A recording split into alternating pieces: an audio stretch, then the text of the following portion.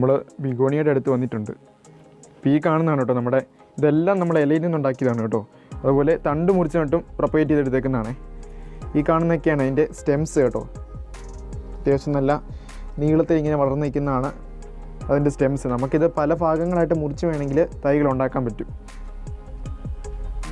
ഇപ്പോൾ എല്ലാം നമുക്ക് പോട്ട് മാറ്റാറായിട്ടുണ്ട് കേട്ടോ. അപ്പോൾ അതിൻ്റെ ഇലയൊക്കെ ഒരു ഷെയ്ഡൊക്കെ മാറി വരുന്നുണ്ട്. നമുക്ക് ഈ ഇലയൊക്കെ ഇനി പ്രൊപ്പഗേറ്റ് ചെയ്തെടുക്കേണ്ടതാണേ. അപ്പോൾ ഈ കാണുന്ന നമ്മൾ ഈയിടയ്ക്ക് നട്ട ചെറിയൊരു ലീഫിൽ നിന്ന് ഉണ്ടായി നിൽക്കുന്ന തൈകളാണേ.